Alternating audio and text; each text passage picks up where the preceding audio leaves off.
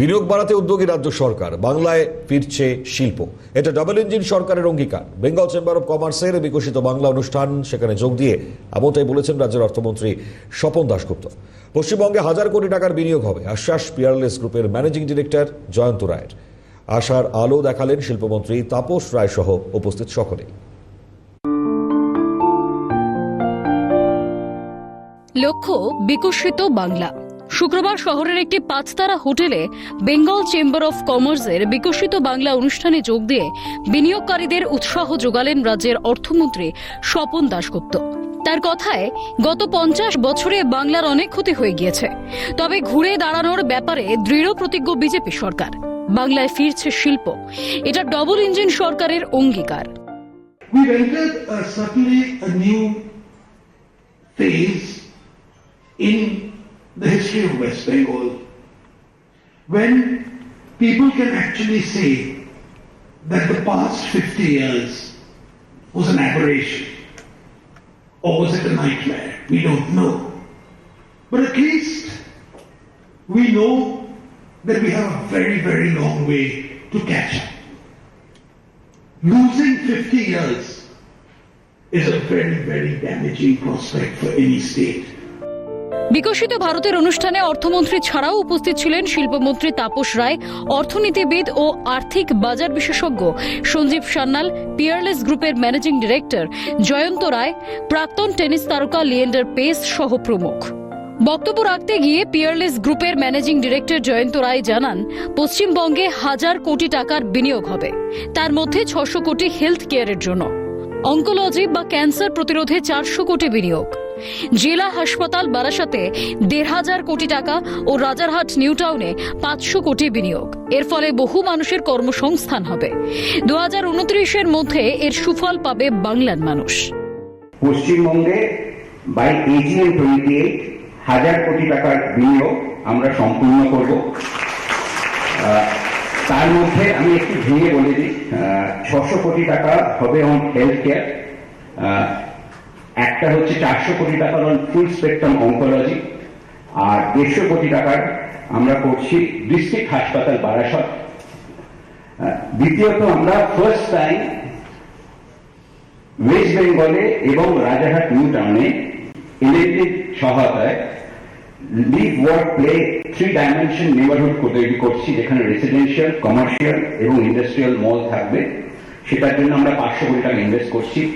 সেটা 2029-এর মধ্যে চালু হয়ে যাবে এবং এই ইনভেস্টমেন্টের ফলে 2030-এর AGM এর মধ্যে আমরা আরো 30% মর্যাদাপূর্ণ কর্মসংস্থান দিতে পারবো।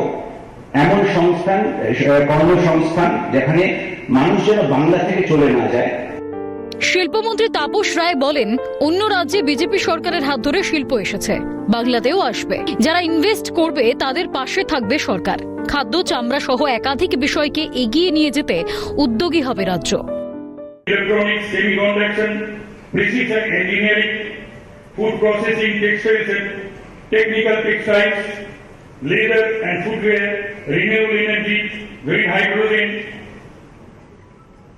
electric mobility, artificial intelligence, life sciences, pharmaceuticals, fintech, logistics, tourism, creative industries. Each of these sectors offers opportunities when Bengal possesses either existing strength or significant future potential. প্রাক্তন টেনিস তারকা লিয়েন্ডার পেস বলেন, ডাবল ইঞ্জিন পার্টনারশিপের অংশ হতে পেরে আমি আনন্দিত।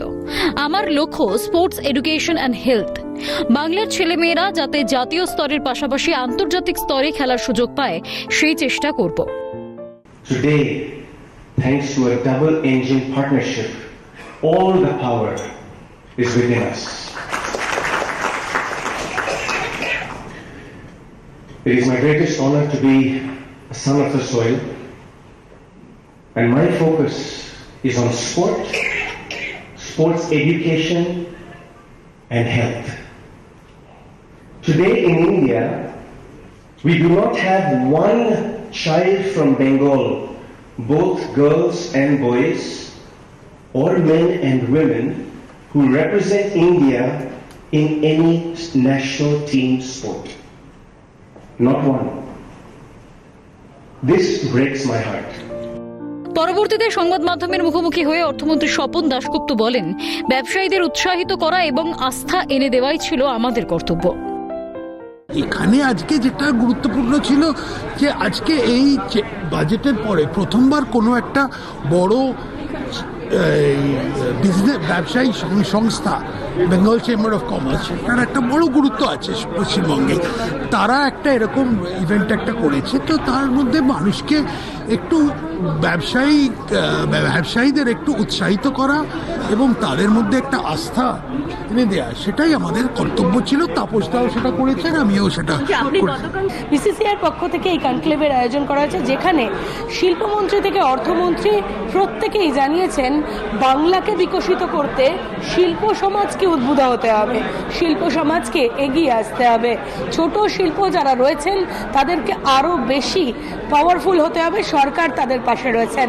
আর যেসব বড় শিল্প পশ্চিমবঙ্গ ছেড়েছেন তাদের ফিরিয়ে আনার চিন্তাভাবনা সরকার করছে। বণিক সমাজ সঙ্গে রয়েছে অবশ্যই, কিন্তু শিল্প যারা আনতে চলেছেন বা শিল্প যারা আনবেন সেই ইন্ডাস্ট্রিজদের সঙ্গেও আলোচনা চলছে সরকারের। সরকার পাশে থাকবে, শিল্প আনার পথে এগোচ্ছে বাংলা এবং বাংলা এর জন্য অনেকটা এগিয়ে যাবে, আশাবাদী সকলেই। ক্যামেরায় দেবাঞ্জন মণ্ডলের সাথে অভিরূপা হাজরা, ক্যালকাটা নিউজ।